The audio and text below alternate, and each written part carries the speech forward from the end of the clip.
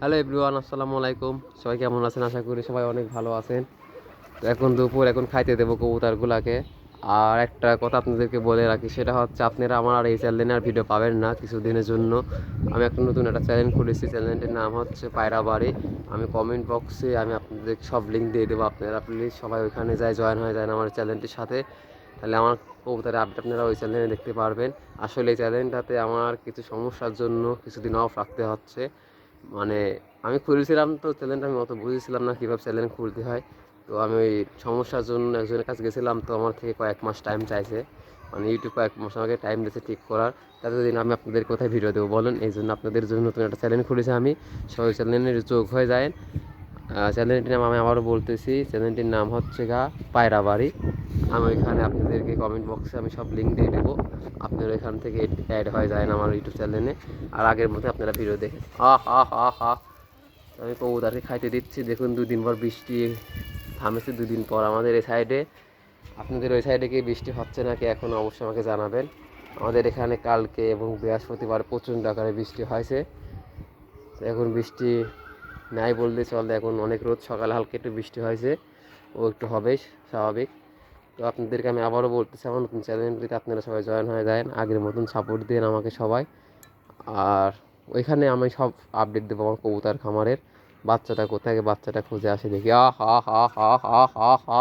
ওই যে এখনও টের পাইনি যে আমি এখানে কই খাবার দিচ্ছে, ও কিন্তু খাবার শিয়ে গেছে।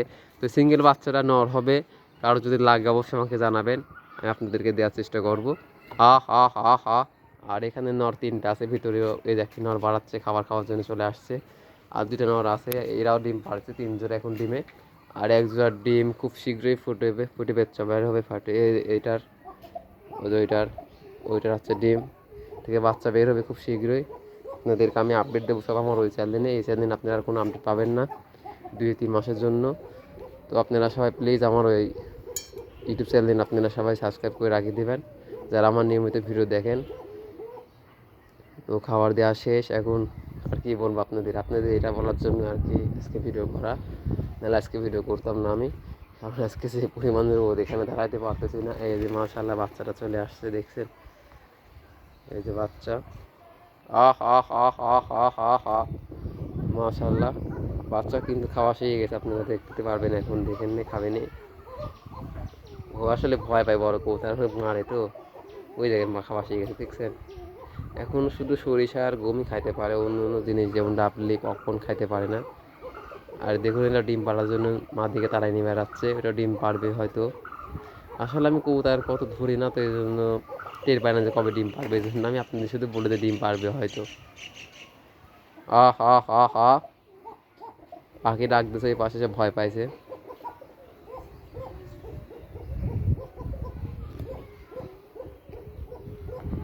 ওটার কিন্তু ডিম আছে, কোনো ডিমে চলে যাবে হয়তো। দেখছেন, ডাক দিচ্ছেন, মাশাআল্লাহ।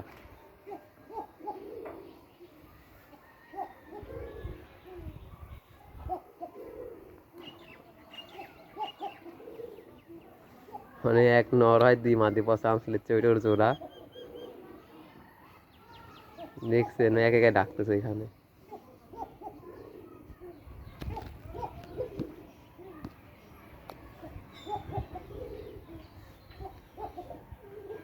আজকের ভিডিও এখানে শেষ করছি। ভালো থাকবেন, সুস্থ থাকবেন, আল্লাহ হাফেজ।